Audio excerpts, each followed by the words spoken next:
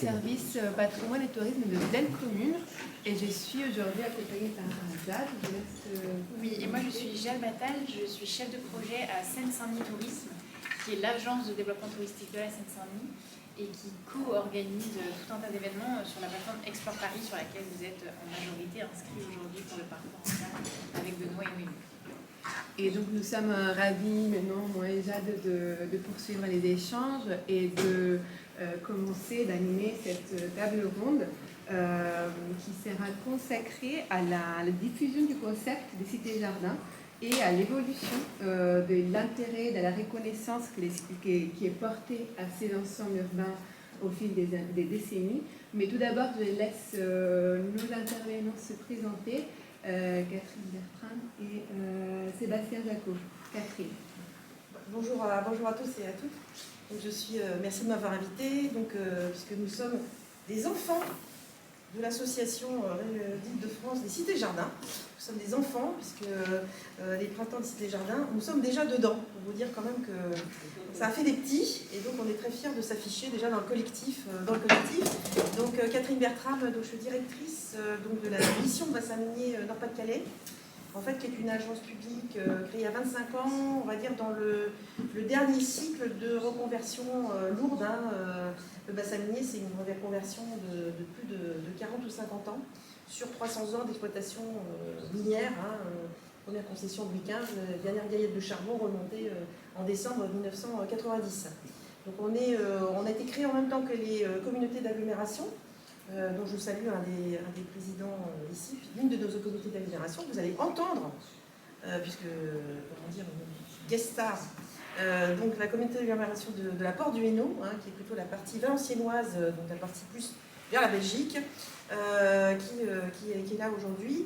Donc on est né en même temps, c'est à la fois de guérir ce qu'on appelle les séquelles de l'après-mine et d'aider finalement les communautés d'agglomération qui décèdent à bâtir des projets structurants sur la base des friches industrielles qui étaient en pleine reconversion. Si je grossis un peu le trait, on a été fondés par l'État, la région, les 2 départements, et les 7 EPCI, donc communautés d'agglo et de communes, nous ont rejoints. Et donc on est surtout des historiens, géographes, urbanistes. Nous ne portons pas de travaux, nous sommes vraiment une structure d'assistance technique pour le montage de projets.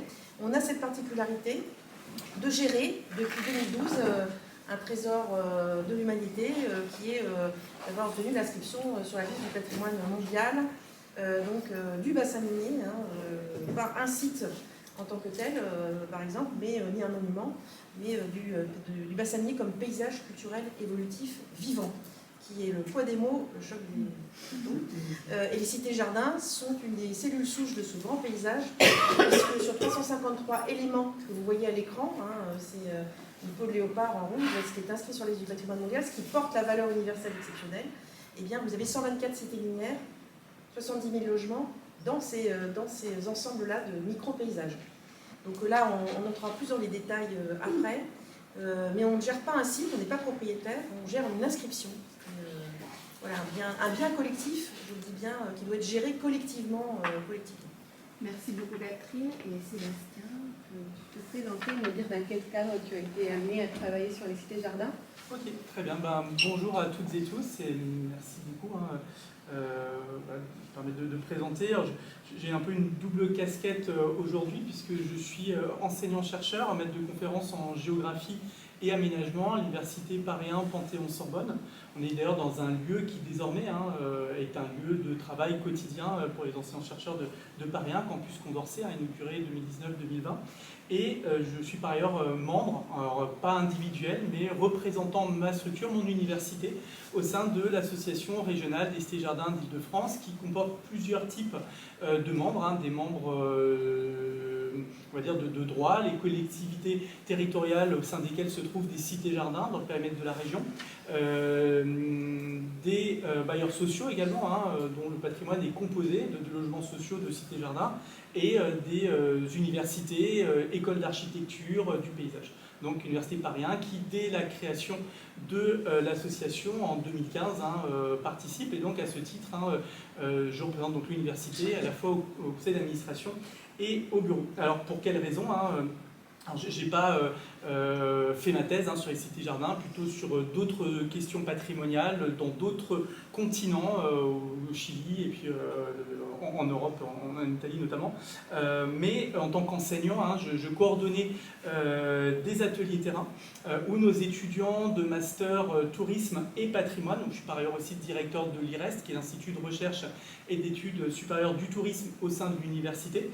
Donc des ateliers terrain où nos étudiants travaillaient collectivement sur une commande et donc on échangeait beaucoup avec Pleine Commune dans les années 2010 et notamment la mission tourisme voilà, qui était dirigée à l'époque par Teodulița Columbri, qui est désormais retraitée mais qui a porté depuis les années 90, elle a été à l'origine technique de la réalisation du livre blanc du tourisme. Je le mentionne parce que l'association a aussi cette origine-là, livre blanc du tourisme, qui a été impulsé par Patrick Braouezec, qui était à l'époque maire de Saint-Denis, qui plus tard deviendra président de Pleine Commune, avec l'idée de promouvoir autrement ce qui était présenté précédemment par Emmanuel Bélanger, donc la banlieue. On parlait d'ailleurs à l'époque, expression qui a un peu disparu, de tourisme de banlieue. Même les instances nationales, avant Atout France, France, je me perds un peu dans les cycles, ça a beaucoup changé ces 30 dernières années, mais il était question d'un tourisme de banlieue comme une 5e catégorie touristique à côté du tourisme rural, tourisme urbain, comme si la banlieue n'était pas urbaine, tourisme de montagne et littoral. Et voilà, dans ces réflexions, la cité-jardin de Stains était un des points mis en avant dans le schéma touristique de Pleine Commune qui va être élaboré après le livre blanc en 2003. Alors Stains, commune au nord de l'intercommunalité de Pleine Commune, qui deviendra ensuite établissement public territorial, pour un peu rééquilibrer un développement touristique qui se faisait, qui était beaucoup imaginé plutôt dans la partie sud de Pleine Commune, Saint-Denis-Aubervilliers, Saint-Ouen rejoignant un peu plus tard l'intercommunalité. Donc il s'agissait, à travers la Cité-Jardin, de promouvoir un tourisme un patrimoine de banlieue pour un tourisme pensé aussi autrement. C'est aussi intéressant de revenir sur ce qui a été la jeunesse du tourisme au moment où se constituait l'association. C'est pas le tourisme international. Quand Laurent Fabius était ministre du tourisme, on disait il faut 100 millions de touristes internationaux. Non, ce qui était porté par Pleine Commune, c'est on est touriste à partir du moment où on se met dans une situation de découverte, et donc les franciliens, mais aussi les dionysiens, ou en tout cas les habitants de Pleine Commune de façon plus large, peuvent aussi être touristes dans leur propre territoire, et donc c'est indépendant de la définition statistique de l'Organisation mondiale du tourisme, où il faut consommer une nuitée en dehors de son lieu de vie habituel. Donc on a travaillé pendant plusieurs années, les étudiants ont mis en place des acteurs. Alors une année, ils ont travaillé sur plusieurs cités-jardins, menant des enquêtes, des entretiens auprès de représentants d'associations de locataires, de commerçants, d'élus, etc. Une autre année, ils ont travaillé sur des dispositifs qui permettaient de mettre en réseau ces cités-jardins. Donc ils imaginaient des choses qui se font par ailleurs, qui ont pu être imaginées par ailleurs, mais des randos vélos, des itinéraires de découverte, etc.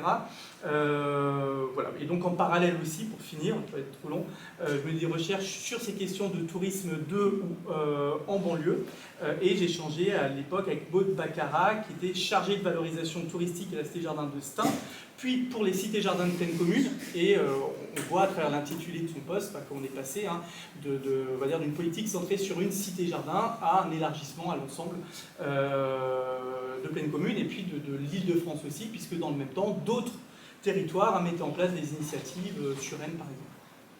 Nous, on n'est pas du tout dans le tourisme au départ.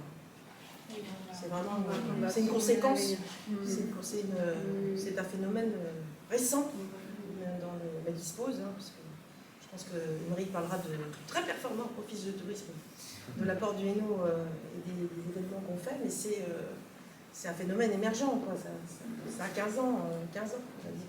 15 ans. Là, on va essayer de revenir sur la diffusion aussi du réseau des cités-jardins, c'est ce qui nous intéresse aujourd'hui. Et du coup, comment vous pourriez dire que le concept des cités, comment il s'est diffusé géographiquement parlant à l'échelle internationale, régionale, départementale, municipale Moi, je ne suis pas l'universitaire de la bande, mais c'est vrai qu'en fait, il y a d'abord une diffusion, finalement une des interprétations multiples de l'inspiration, je veux dire paternaliste, de la cellule souche Howard, 1900, mais très rapidement, dès 1904, la Société des mines de Dourges construit la cité Bruno, sur une première cité-jardin continentale dans le bassin minier. Donc c'est finalement Benoît Lévy qui a été un des grands traducteurs, on va dire, qui a amené aux sociétés industrielles de France et aux sociétés compagnies minières en particulier ce type de modèle. Donc chacun a poussé sur les terreaux sur lesquels ces fleurs ont poussé de façon différente. En tout cas, ça a été comment dire, c'est plutôt l'ouvrage La Cité Jardin 1904 qui a été une inspiration réelle tout de suite de la cité Bruno, la cité Compère, la cité d'Arcy d'Hénin-Beaumont. Ça a été vraiment bien documenté. Que finalement aussi le bouquin qu'il a mis en 3 volumes sur la cité Jardin, il y a des planches qui montrent déjà la Société des mines des Dourges, ce qu'a fait la Société des mines de Dourges, là aussi.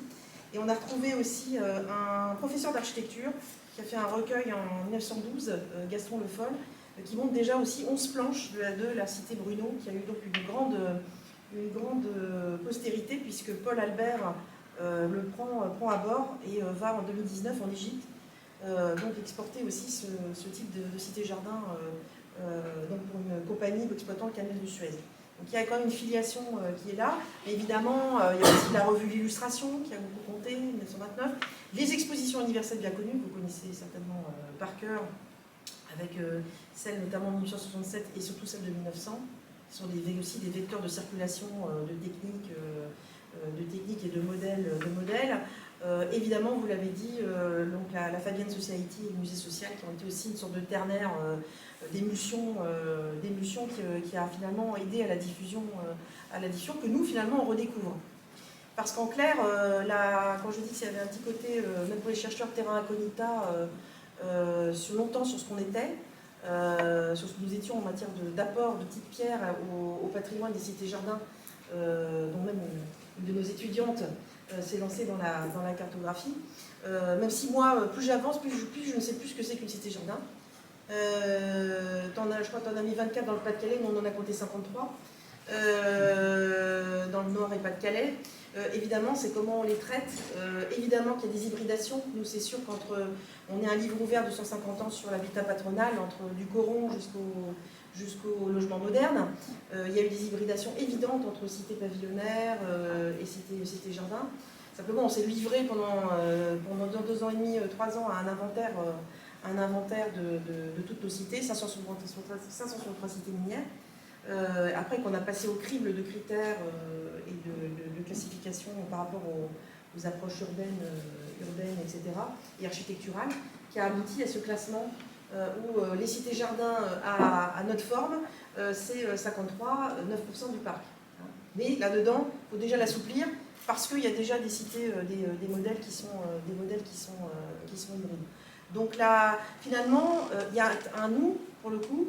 On est assez envieux d'entendre, et c'est très bien, on aimerait beaucoup qu'il y ait des chercheurs qui viennent nous voir un peu plus. C'est qu'en fait, on n'a pas eu beaucoup de connaissances.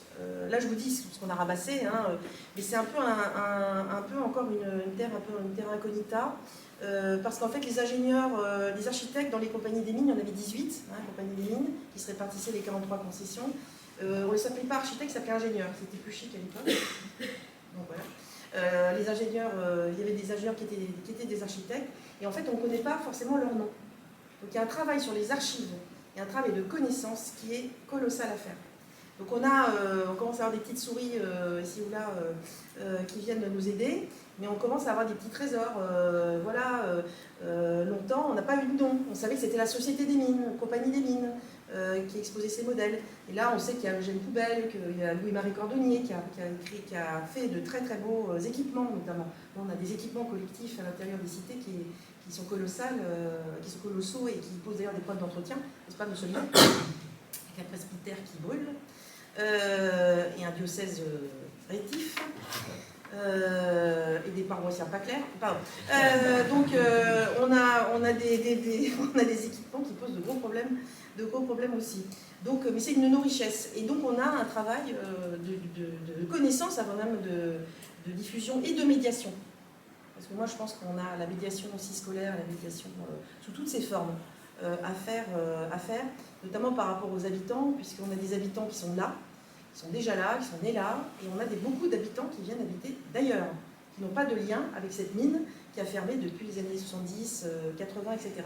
Donc on a un travail colossal de recherche, de travail sur les architectes, de circulation aussi des techniques. Juste pour vous donner une idée, pour finir, sur cette partie-là, avant la diffusion vraiment touristique, c'est l'inscription sur le patrimoine de la visite patrimoniale qui a ouvert la soucoupe. C'est-à-dire qu'en fait, on est devenu un point sur la carte du monde. Et on a commencé à le demander de partout. Et donc là, le réseau Retrofitting Garden Cities européen me demande de venir avec des gens. Noémie était déjà bien connue, qui ne connaît pas Noémie, était déjà connue, mais on se retrouve dans un cénacle. J'emmène Fanny Meyac de Rennes avec moi. On se rend compte que nous sommes inconnus avec les Belges, les Polonais, les Allemands, tout ce beau monde a fait ce boulot, a fait le boulot, les Anglais. Et nous, on a plein d'idées. Nos cités, elles sont pas encore assez documentées ni connues, mais en tout cas, on en a sous le pied. Et on a décidé de faire PAC pour essayer de se faire mieux connaître et reconnaître. Pour ça, il fallait des élus, et ça commence. La mayonnaise commence à prendre. Et pour vous dire, jusque-là, c'est un petit trésor, à notre niveau, c'est que je rends salut à Rémi Gaudry, archiviste et maison et cité, qui est notre complice. Avant, on pensait en effet qu'on avait importé beaucoup de choses sur les concepts urbains, etc., sur les cités jardins anglaises. Eh bien, on se demande maintenant sur l'architecture aussi, puisqu'en fait, la cité de Bourneville a des grandes similitudes avec la cité 7 de Mazingarbe. Ça ne dit rien, vous viendrez visiter. Il a été rappelé l'importance des Awards, de son ouvrage, des traductions, mais lorsqu'on parle de modèles, il y a tout un courant désormais en sciences sociales sur l'étude des modèles, notamment d'urbanisme, qui montre qu'un modèle ne s'impose jamais, ne va pas s'appliquer tel quel, et qui va passer à travers toute une série de transformations, d'acclimatation, alors parfois de contresens, parfois il y a des effets de contexte, parfois il est transformé aussi politiquement, il répond à d'autres questions que celles auxquelles il était censé répondre initialement. Donc on peut dire que finalement les cités-jardins, telles qu'elles se retrouvent sur le territoire régional, résultent aussi d'une multitude d'idées qui vont s'imbriquer, s'adapter. Quand on échange avec des promoteurs de cités-jardins, au sens promoteur de l'idée ou d'idéal de cités-jardins dans d'autres pays, peuvent dire finalement revenons à ce qu'est l'idée même, une cité-jardin, une ville.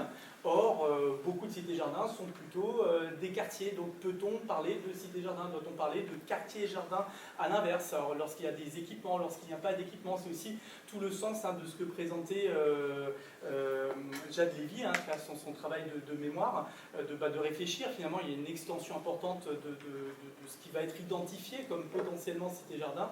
Mais ensuite, c'est évoqué aussi, une multitude de critères peuvent faire varier l'extension de cela. Donc voilà, des idées qui circulent à travers des réseaux politiques, urbanistiques, socialistes. On s'est rendu aussi, on a rencontré nos homologues à Bruxelles, associations qui représentent les cités-jardins de Logis Floréal, qui évoquent l'importance là des mouvements socialistes et des coopératives qui se mettent en place là où, en revanche, on va plutôt avoir aussi l'importance de la naissance du logement social piloté par des politiques publiques dans le contexte français. Donc des différences qui se traduisent par des adaptations, des formes urbaines aussi différentes.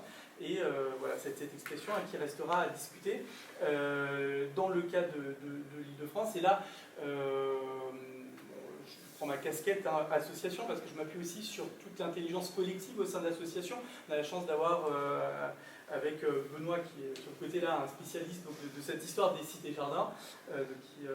Voilà, donc le première cité-jardin identifiée en Ile-de-France à Épinay-sur-Seine, et puis ensuite est rappelé le rôle de Séguier aussi dans la programmation à l'échelle de ce qu'on peut appeler le Grand Paris désormais de ces cités-jardins, mais qui ne sont donc pas des décalques du modèle promu donc par Ebenezer Howard. Oui, et en effet, comme vous le dites, on peut observer un intérêt progressif et grandissant vers les cités-jardins, tant de la part des chercheurs que des institutions. Et vous avez bien évoqué les dynamiques qui ont permis de faire émerger cet intérêt vers les cités-jardins. Ça pourrait être intéressant d'avoir également votre regard, même si on a déjà pu percevoir bien votre certaine position sur le potentiel touristique que les cités-jardins pourraient avoir à l'avenir, voilà, notamment dans votre échelle régionale, dans les bassins miniers en Ile-de-France. Alors là, j'insiste sur le côté le mot est un peu moche, mais c'est comme la patrimonialisation, c'est ce processus de faire patrimoine, de faire de patrimoine et de faire tourisme culturel, de faire c'est tout un, enfin c'est pas des sauts, c'est pas un saut quantique non plus, mais saut pour un élu peut-être des fois. Mais nous c'est quand même aussi la bataille de l'attractivité résidentielle tout court, la bataille de l'image tout court. Je racontais au téléphone une fois, il y a quelques années maintenant, avec l'engagement pour le renouveau du Bassanier, qui a un programme de rénovation qui vient vraiment une approche intégrée avec des espaces publics, les logements, à l'intérieur, l'extérieur. Donc ça a quand même un sacré booster sur l'attractivité au moins des logements. Mais on est quand même en bataille là-dessus, quand même, du regard aussi intérieur des habitants sur leur logement, sur leur ville. Et on a la bataille du regard extérieur aussi, celui qui a envie de venir vivre là, qui n'est pas d'ici, celui qui a envie de venir passer la nuitée. La nuitée, c'est le royaume, c'est l'unité touristique, c'est-à-dire, alors il y a aussi des hébergements un peu dits insolites. C'est le tourisme expérientiel, c'est qu'enfin on vient vivre une expérience. Donc ça, on essaye de...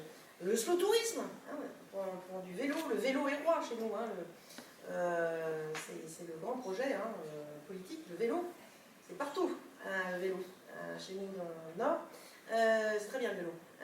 Donc on a des véloroutes du bassin minier, des véloroutes de la mémoire, des choses comme ça. Ça commence à prendre. C'est-à-dire qu'en fait, les anciennes assises de bois ferré qui étaient les cavaliers qui amenaient le wagon de charbon, comme dans la Roure, se sont transformés en travertées bleues, en pistes cyclables. Et on anime ça avec des événements sportifs, pédestres, cyclistes, etc., pour faire connaître à l'intérieur et à l'extérieur, pratiquer ce territoire différemment. Donc il y a, ça, Émeric va le dire. Donc c'est une thématique qui pèse, qui n'est pas du tout négligeable en matière de cartes.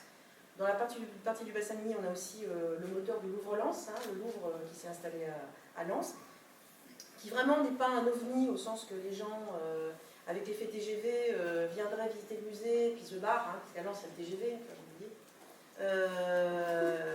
et donc les gens maintenant, depuis 4-5 ans, demandent à voir autre chose que le Louvre aussi. Donc ils demandent à rester. Donc il y a quand même un effet aussi Louvre-Lens, qui n'est pas l'effet Bilbao. Désolé. Si vous êtes déçus, vous quittez la salle, pas l'effet de Bilbao, du Guggenheim, du musée du Louvre-Lens. Mais en tout cas, c'est quelque chose qui a vraiment travaillé, qui est en émulsion avec le territoire minier autour, parce qu'il y a 4 cités minières autour du Louvre quand même. Et on va faire des visites, il y a des cafés des voisins, il y a des visites, etc., par les offices de tourisme. Mais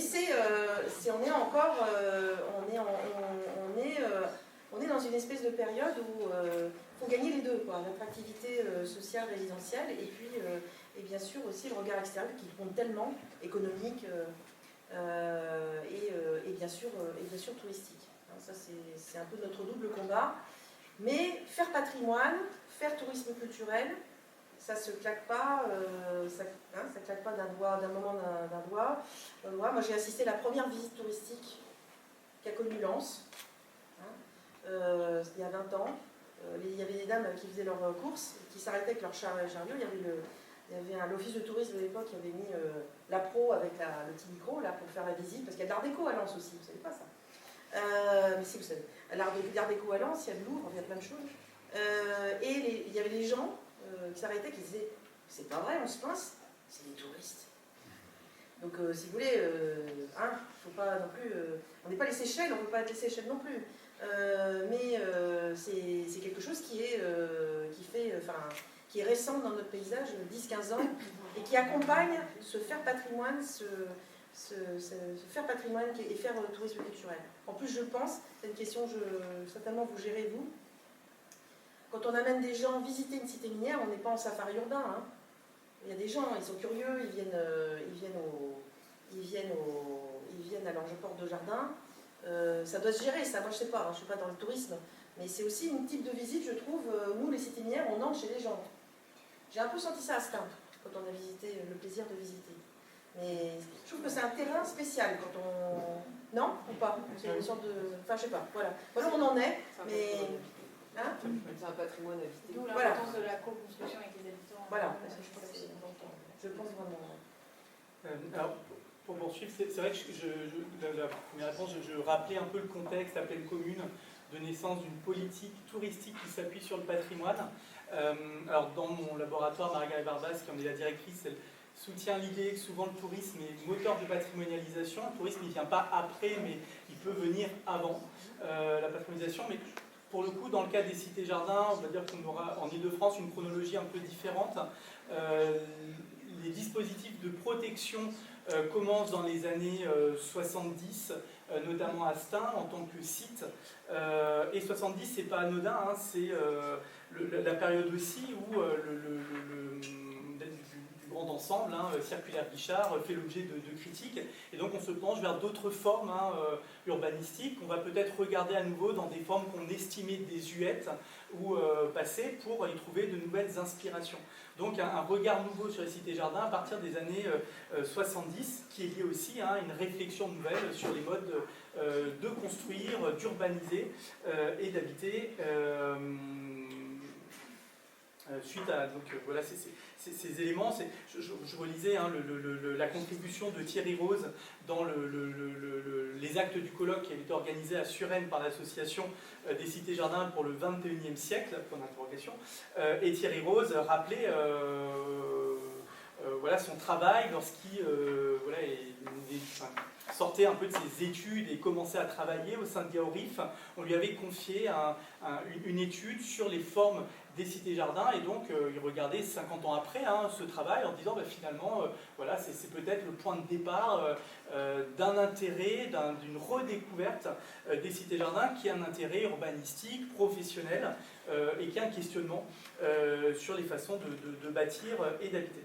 Donc voilà, une redécouverte, mais qui est ambiguë parce que dans le même temps, on continue de démolir des cités-jardins, Cachan dans les années 60, Drancy-la-Muette dans les années 70, Le Plessis-Robinson dans les années 80. Voilà, fait débat aujourd'hui en Ile-de-France, le cas de la butte rouge à Châtenay-Malabry également. Donc c'est pas parce qu'il y a protection qu'il y a protection partout, que ces protections sont les mêmes. Donc ces sites inscrits dans certains cas, ZPPAUP à Suresnes dans les années 2010, monument historique avec le dispositif des abords qui permet de protéger en partie aussi ailleurs, etc. Inscription au PLU, PLUI également dans d'autres cas. Donc on a différents dispositifs de protection et donc la question touristique, elle peut venir en sus ou et souvent plus tardivement. Alors, je regardais dans le guide bleu Environ de Paris, dans les années 40, on trouve des premières mentions des cités-jardins, mais sans qu'on... Voilà, c'est plutôt un exemple, on va dire, du modernisme, de l'urbanisation du XXe siècle. C'est pas présenté comme des sites à visiter absolument, c'est plutôt à partir des années 90-2000 que les cités-jardins apparaissent comme des lieux d'un tourisme dans les périphéries, mais également, voilà, le mot tourisme est ambigu. Le tourisme, c'est à la fois une activité qu'on mesure statistiquement, mais c'est aussi une technique.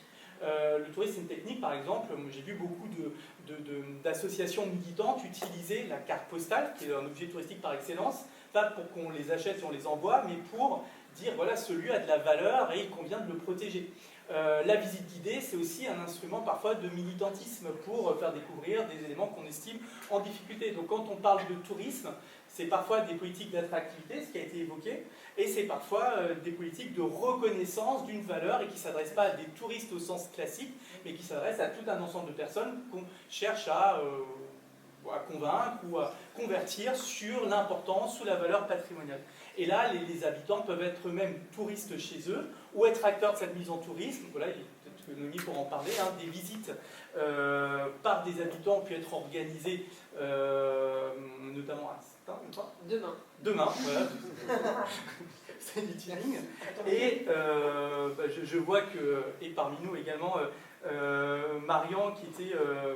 Finevski qui était voilà, à Seine-Saint-Denis Habitat, qui accompagnait la rénovation de la Cité Jardin de Stein, où Mémoire de Cité Jardin a aussi été un élément qui accompagnait la rénovation urbaine auprès des habitants et des visiteurs. Donc voilà, les outils du tourisme vont au-delà des touristes. Je le trouve très bien. Je le trouve très très bien. Ça met des mots je trouve très important. Ça cloisonne pas, c'est bien, je trouve que c'est une approche où ça cloisonne pas, et au contraire, c'est assez fécond, je trouve. Mais ce sont des techniques aussi, je pense que vous avez bien raison. Enfin, là, il faut interroger nos collègues du tourisme que je connais moins, mais je pense que c'est aussi ça. Est-ce que vous avez des questions? On voulait juste terminer après en leur demandant les attentes un peu qu'ils ont sur les deux associations qui se sont créées, mais est-ce que vous avez des questions avant? Oui. Et toujours, moi j'ai une question sur le fait de faire patrimoine et de protéger ce patrimoine. Moi j'aurais aimé savoir pour l'avenir quelles sont en fait les trajectoires de ces cités-jardins. Moi je pense par exemple aux espaces publics qui ont été très fortement imperméabilisés, etc. Est-ce que au titre de la protection de ces ensembles urbains, est-ce qu'on considère que c'est la forme et le bâti, est-ce que des espaces publics font aussi partie de cette protection? Est-ce que toujours dans ces politiques de faire évoluer les espaces publics pour qu'ils soient davantage résilients, qu'ils puissent absorber l'eau, qu'ils puissent développer de la végétation, est-ce que ça c'est ce qu'on envisage comme avenir pour les cités-jardins, ou au contraire au titre de la patrimonialisation il faudrait ne rien toucher? J'ose le dire, j'ai le contrôle de mes camarades, mais nous, on n'a vraiment pas le choix. De toute façon, l'UNESCO ou pas, l'UNESCO ne vient pas avec une chape de législation, elle se fie à la législation nationale. Simplement, vous devez rendre des comptes, évidemment. Mais paysage culturel évolutif vivant, mais avant, on n'a jamais cessé de faire évoluer le logement minier. Par exemple, sinon, il y avait encore, comme chez ma vieille tante, les toilettes au fond du jardin, et la terre battue dans les cuisines, pas que le chauffage central. Enfin, il y a eu c'est un livre ouvert sur toute la mise aux normes au départ de ce logement. Et je pense qu'Émeric peut déjà intervenir de là où il est, mais c'est comment, au travers du programme interministériel qu'on a, l'engagement pour le renouveau du bassin minier, c'est cette approche dite intégrée où il doit y avoir, oui, le logement, intérieur-extérieur, mais aussi le soin à apporter aux espaces publics d'aujourd'hui, pour les habitants d'aujourd'hui, qui posent plein de questions, hein, de connectivité, la place du stationnement, hein, les connexions au mode doux, aux autres, des enclavements. Je vous ai mis à l'écran un des fruits d'une rénovation où on a eu... et ça coûte. Ça coûte aussi, hein, ce sont des combats politiques hein, aussi. Je ne sais pas, Émeric, si tu veux déjà dire quelque chose, mais oui, tu non, vis, quoi.